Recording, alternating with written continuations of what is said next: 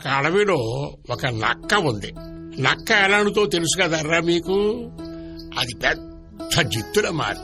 ఆ నక్క ఉంటున్న చోటికి కొద్ది దూరంలోనే ఒక చెరువు ఉంటుంది. ఆ చెరువు కట్టిన ఒక కొంగ నివాసం ఉంటుంది. ప్రతిరోజు ఆ కొంగ చెరువులోని చేపలు తింటూ అక్కడే పడుకుంటూ అక్కడే ఉంటూ హాయిగా జీవనం సాగిస్తోంది. నక్కకి కొంగకి స్నేహం కలిసిందట. అయితే ఒకనాడు ఆ నక్క కొంగ జీవితాన్ని చూసి ఈర్ష్యపడింది. ఇది ఇంత హాయిగా ఉంటుందేమిటి, నేను మాత్రం ఇంత హాయిగా ఉండగలనా, ఇంతకంటే హాయిగా ఉండాలి కదా అనుకుని కొంగ కంటే తనే గొప్పది అని నిరూపించుకోవడానికి మాయోపాయంతో కొంగని అవమానించడానికి ఒక ఎత్తు వేసింది.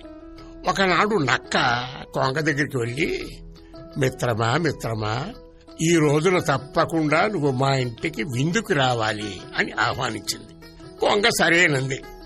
నక్క ఇంటికి విందుకెళ్ళింది. నక్క తన ఇంట్లో ఉన్న ఒక కంచాన్ని తీసుకొచ్చి కొంగ ముందు పెట్టి అందులో ఘుమఘుమలాడిపోతున్నటువంటి ఒక పాయసాన్ని వడ్డించింది. కొంగ తన పొడవైన ముక్కుతో దాన్ని తినడానికి ప్రయత్నించింది గాని పొడవాటి ముక్కుకి కంచంలో పూసిన పాయసం ఎలా చెక్కుతుంది? చెక్కదు. అప్పుడు తాగలేకపోయింది. అప్పుడు అయ్యయ్యో మిత్రమా, నీకు తినడం చేత కావటం లేదు, ఇదిగో ఇలా తినాలి అని చెబుతూ ఆ నక్క కంచంలో పోసిన పాయసం అంతా నాలికతో నాగేసింది. పాపం కొంగ ఏం చేయగలదు?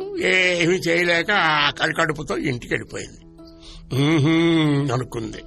కొన్ని రోజులు గడిచాయర్రా. ఒకనాడు ఈ కొంగ నక్క ఇంటికొచ్చి, మిత్రమా మిత్రమా, ఈ రోజు నువ్వు నా ఇంటికి విందుకు రావాలి, తొందరగా రా, నీకోసం ఎదురు చూస్తూ ఉంటాను. అన్నట్టు నీకు చేపలంటే చాలా ఇష్టం కదా, అందుకే నీకు మంచి చేపల పులుసు సిద్ధం చేశాను అంది. ఆ మాట వినడంతో నక్క ఎక్కడ లేని ఆశ పుట్టింది. లొట్టలేసుకుంటూ కొంగ వెంట బయలుదేరింది.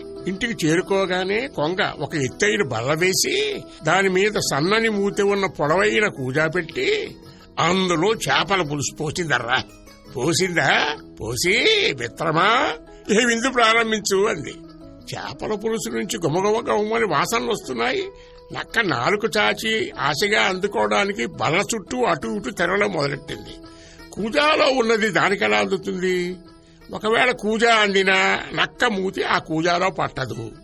ఇలా అవస్థపడుతున్న నక్కని చూసి కొంగ, అయ్యో మిత్రమా, అలాగా ఎవడైనా తింటారు, అలా కాదు, ఇదిగో ఇలా తినాలి అని మరి దానికి పొడుగాటి ముక్కు ఉంది కదా, ఆ ముక్కుని ఆ కూజాలో పెట్టి అందులో ఉన్న చేపల పులుసుని టర్రు టర్రు అని జొర్రేసింది. అంతలో నక్క కోపం వచ్చిందర్రో, ఎంత ఆకలితో ఉన్నాను నేను, నన్ను నువ్వు విందుకు పిలిచి ఇలా మోసం చేస్తావా, ఇది నీకు న్యాయమేనా అని అడగాలనుకుంది. కానీ గతంలో తను ఇలా చేసింది కాబట్టి అలా అడగడానికి మొహం చెల్లక ఆకలితోనే ఇంటి దారి పట్టింది. అబ్బా, ఆ రోజు నేను అలా చేయబట్టి కదా ఈ రోజున ఇది ఇలా చేసింది, ఇంకెప్పుడు ఇలాంటి పనులు చెయ్యకూడదు అనుకుంది. చూశారా, అందుకేనర్రా మనం ఎవరిని ఏ విధంగానూ అవమానించకూడదు. మన దగ్గర ఉన్నది నలుగురితోనూ పంచుకొని తినాలి గాని ఉంచుకొని తినకూడదు. తెలిసిందా మరి?